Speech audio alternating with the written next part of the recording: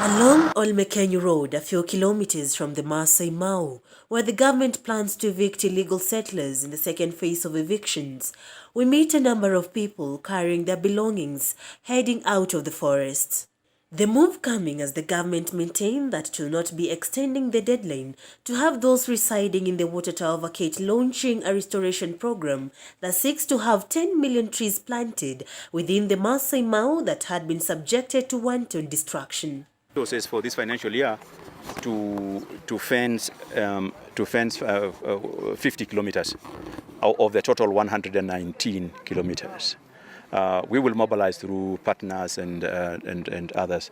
As you know, we are realigning the boundaries because again people had tampered with the boundaries, so they are establishing the beacons using the original boundaries of Olentutu Boundary Commission of 1989. Section of political leaders have supported the ongoing exercise, saying it was important if the country is to restore its degraded forests. No, this is a very painful thing, but there was no other thing that could have been done. It was either the life of Kenya or the demise of Kenya. And as I'm telling my colleagues, this is not a tribal issue. Don't mislead anybody about, breaking the law. And as I said the other day, this was actually a win by the rule of law, by conservation, by posterity. And I believe they should not use it as a tool to divide the country.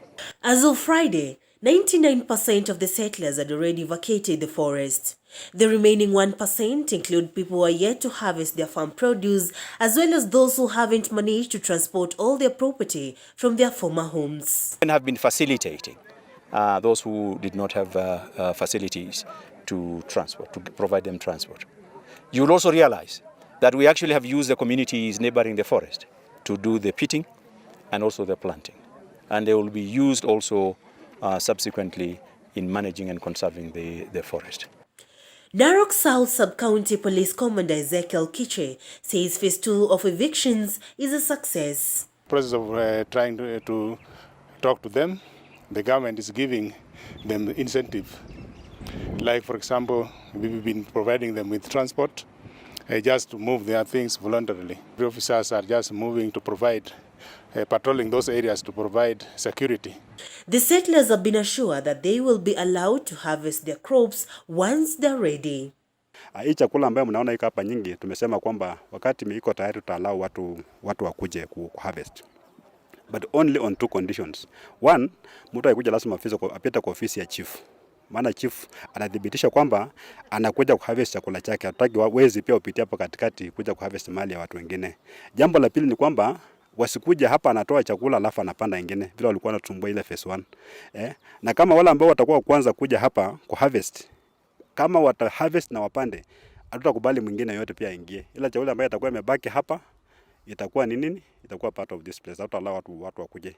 Well, a day after the launch of the restoration program, the remaining 1% can be seen moving out with their property as the tree planting session continues. Reporting for Channel 1 News from Narok County, I'm Serafina Roby.